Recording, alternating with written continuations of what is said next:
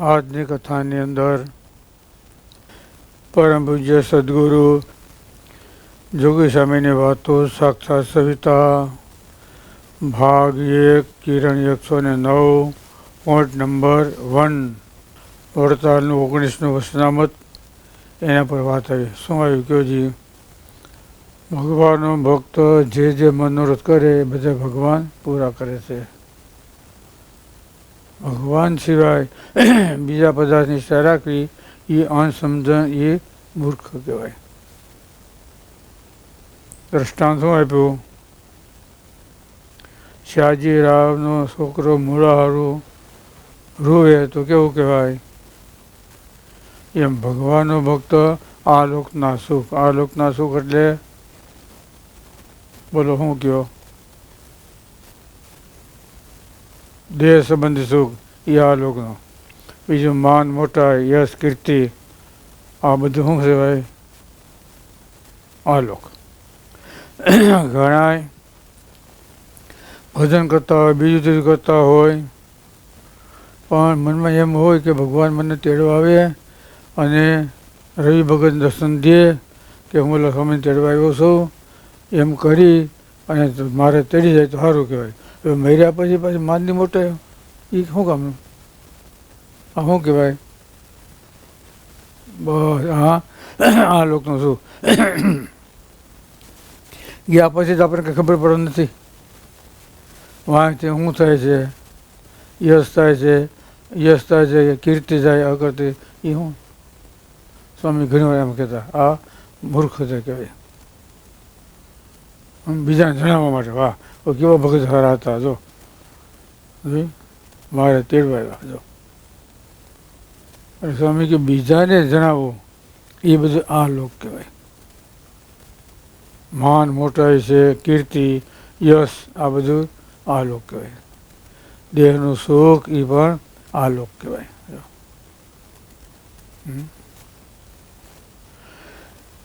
ભગવાનનો ભક્ત થયો એટલે ભગવાનનું ધામ પ્રાપ્ત થવાનું છે. પછી ઈચ્છા શું રાખવાની એમ? એટલે અહીંયા શું કીધું પેલો શબ્દ? આ લોકનો સુખની ઈચ્છા રાખવી એ બધી શું કહેવાય? મૂર્ખતા, અણસમજણ કહેવાય. અણસમજણ કરીને ઈચ્છા રાખે છે. ભગવાન પોતાના ભક્તના સ્વામી કે ભગવાન સંબંધી જે મનોરથો ને એ બધા ભગવાન પૂરા કરે. આ લોકના પણ કરે છે, પણ સ્વામી કે આપણે એક સંકલ્પ કરીએ એ ભગવાન પૂરો કરે તો આપણે બીજો કરીએ, બીજો પૂરો કરે તો આપણે 5 કરીએ. ભગવાન છે ને પગરખાવીને હળિયું કાઢ્યા કરે, ઉગાડે પગે. ખાલી આપણે તો 5 કરવાના છે, પૂરા ભગવાનને કરવા. ક્યારે વગાડ લાગે ને જોજી. સ્વામી એમ કહેતા ઉગાડે પગે ભગવાન હળિયું કાઢે તો એટલે ક્યાંય પૂરા ન થાય. એ અણસમજે કહેવાય. આવ્યું ને? અણસમજે કરી આ લોકનું સુખ ઈચ્છા રાખે છે એ મૂર્ખતા છે. અને આ લોકનું સુખ સ્વામી ગમે એટલું છે ને એમાં સંતોષ ન થાય. તમે કોઈ માણસને માન આપો, ગમે એટલું આપો ને તો એને ધરવ ન થાય, ઓટકાર ન આવે. હજી આપણે આમાં બરાબર નથી, હજી આપણે સન્માન બરાબર નથી, એટલે તૂટી મરે તોય. કારણ માન વસ્તુ છે ને એ અખૂટ છે, એમાં ખૂટે નહીં, પૂરું જ ન થાય એમાં. અમે ગમે એટલું હોય ને, જો પેટ એની ડબ્બી પૂરી થાય, આશા અને તૃષ્ણા, આનંદ સ્વામી એ પૂરું થાય. બોલો શું કીધું? જમવામાં ગમે વસ્તુ ભાવતી હોય તમે કેટલી ખાઓ. બોલો આ વસ્તુ માન, આશા અને તૃષ્ણા એ રૂપી નદી એમાં જાય તણાતો. મારા ખલાસ ક્યાં થઈ જાય? આશા અને તૃષ્ણામાં. બસ એમાં ને એમાં મારા મૃત્યુ રહે. એ કંઈ પૂરું થાય નહીં અને આનું કંઈ સારું થાય નહીં. જો સંતોષ ન થાય. સંતોષ થાય તો માણસને આનંદ આવે. પેટ છે ને, પેટ એ ભરાય જાય, પણ પડખાના ખિસ્સા એ ભરાય? બોલો, પેટની ડબ્બી છે ને એ ભરાઈ જાય, પૂરું થાય. પણ માણસને પડખાના ખિસ્સા છે ને, જેમ ભરો ને એમ ઊંચા થતા જાય, ઊંડા જતા જાય. જેમ ભરો એમ મોટા થાય.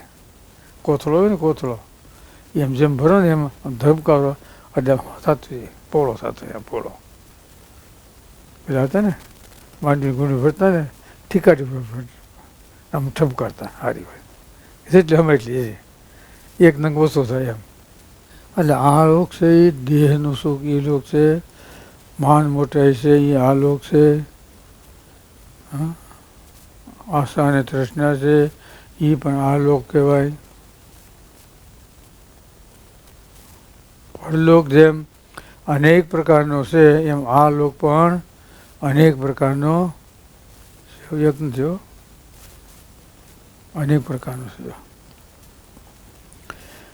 એટલે મહારાજ કે જીવને જ્યારે ભરતખંડમાં મનુજન્મ આવે ત્યારે ભગવાન અને ભગવાનના ભક્ત પૃથ્વી પર જરૂર ને જરૂર વિચરતા હોય. ભરતખંડ એટલે શું કહેવાય? ઇન્ડિયા ભરતખંડ કહેવાય? સંકુચતા નહીં. જે ઠેકાણે સ્વામી બાપા કહેતા, જે ઠેકાણે શ્રીજી મહારાજની શુદ્ધ આજ્ઞા, શુદ્ધ ઉપાસના પડે એ પણ ભરતખંડ કહેવાય. પછી અમેરિકા લ્યો, લંડન લ્યો, આફ્રિકા લ્યો, ઓસ્ટ્રેલિયા, જે લ્યો. ભરતખંડ એટલે હિન્દુસ્તાન નહીં, આમ સ્વામી કહેતા. અને સ્વામી કે મોટા પાસે સાંભળેલું પૂર્વપરો. ઇન્ડિયા એ ભરતખંડ નહીં, પણ જે ઠેકાણે ભગવાન સ્વામિનારાયણની શુદ્ધ આજ્ઞા ઉપાસના હોય ને એ ભરતખંડ કહેવાય. ભરતખંડમાં જન્મ આવે ત્યારે ભગવાન ને ભગવાનના ભક્ત પૃથ્વી એટલે સત્સંગ એમાં જરૂર ને જરૂર વિચરતા હોય, એની ઓળખાણ થાય તો એ ભગવાનનો પરમ ભક્ત થાય. પછી ભક્તના લક્ષણ શું? ભક્તના લક્ષણ તો જોઈએ ને કે આ લોકના સુખની ઈચ્છા ન રાખે, બસ એ ભક્ત.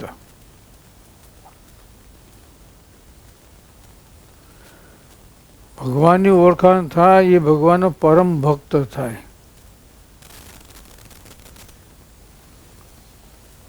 એટલે ખબર પડી ગઈ ને, ભરતખંડ એટલે શ્રીજી મહારાજની આજ્ઞા ઉપાસના જ્યાં પડતી હોય એ ભરતખંડ કહેવાય. પછી તમે અમેરિકા લ્યો, ઓસ્ટ્રેલિયા લ્યો, લંડન લ્યો, આફ્રિકા લ્યો, જે લ્યો એ દેશ સામે મંડાણ નથી, એનું મંડાણ ક્યાં છે? આજ્ઞા ઉપાસના હવે.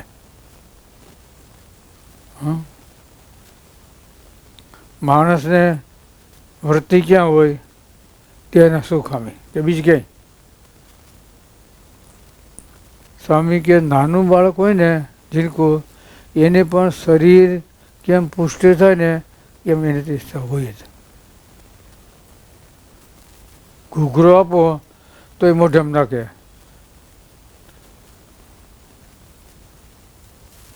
દૂધની શીશી હોય તો બરાબર, એ તો નાખે તો દૂધ આવે એમાં, ઘૂઘરામાં દૂધ આવે. પણ છતાંય સ્વામી કે બાળકને ખાવાનું, શરીરને પોષણ કરવાનું જ્ઞાન છે ને છે.